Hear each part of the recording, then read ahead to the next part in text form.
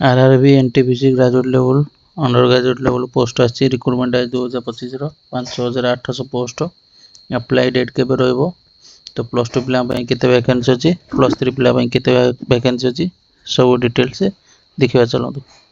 तो सर्वप्रथम आम देखीदे आर अप्लाई डेट के अप्लाई डेट आसरी 21 अक्टोबर 2025 आ सर्ट नोटिसटा होता 29 सेप्टेम्बर 2025 तो 21 अक्टोबर रे अप्लाई डेट हम मात्र आउ 3 ରୁ 4 दिन आप हाथ टाइम रहा। तो अप्लाई डेट जब आरंभ हो 22-23 आड़ आप दिन 2 दिन छाड़ी अप्लाई डेट अप्लाई करें। तो एवं चलते आप्लिकेसन फीस कौन रहा आप्लिकेसन फीस टी जनरल पिला ओबीसी पिला 500 टंका एससी एसटी पिला 250 टंका। तो रिफंडेबल आसपारी आप सीबीटी 1 टायर 1 एग्जामिनेशन जो मैंने देवा जी से मैंने जनरल पिला 400 टंका रिफंडेबल हो एससी एसटी पिला रही 250 टंका रिफंडेबल।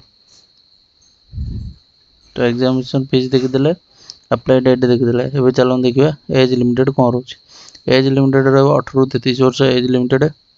तो 5800 पोस्ट रु ग्रेजुएट लेवल पोस्ट रही देखु ग्रेजुएट लेवल पोस्ट ये सब भल वैकेंसी आई 5800 वैकेंसी। तो टायर 1 एग्जामिनेशन कौन रहा देखी दिखाँ सर्वप्रथम टायर 1 एग्जामिनेशन रहा जनरल अवेयरनेस 40टा question 40 mark mathematics 30 question 30 mark reasoning रहा 30 क्वेश्चन 30 मार्क टोटाल 100टा क्वेश्चन 100 मार्क।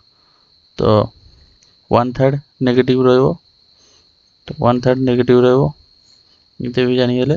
टायर 2 रे एग्जामिनेशन टायर 2 रे रहा 50 क्वेश्चन 50 मार्क 35 क्वेश्चन 35 मार्क 35। तो यहाँ हूँ मैथ रीजनिंग जनरल नॉलेज या ही एग्जामिनेशन हम एग्जाम ही हम। तो टायर 2 रे 120 मार्क 90 मिनट से 1/3 रंग क्वेश्चन अच्छे।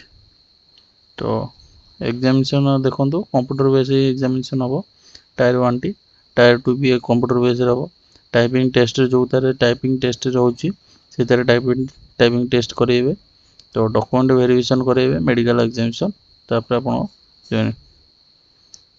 तो ये सब देखीदे आशा करुँच आपको संपूर्ण इनफॉरमेशन दे पारे। तो वीडियोटी संपूर्ण देखो डिटेल जानतु तापर फॉर्म अप्लाई करूँ। तो एनटीपीसी भल वैकेंसी आसी जल्दी जल्दी अप्लाई करूँ। तो यार सिलेबस कौन रते वैकेंसी केते कौन आई कौटा आउ गोटे डिटेल्स वीडियो आसो कौ वैकेंसी प्लस टू पिला केते वैकेंसी आई प्लस थ्री पिला केते वैकेंसी आई कौन कौन वैकेंसी अच्छी से उपरे डिटेल्स गोटे आलोचना हो। तो यहाँ खाली सर्वप्रथम सर्ट नोटिस टी आपको जन दि जाऊँगी 21 तारिख में अप्लाई होगा जाऊँगी। तो आ डिटेल्स जाना आपको नेक्स्ट वीडियो को अपेक्षा करा पड़ो। तो रही जय जगन्नाथ।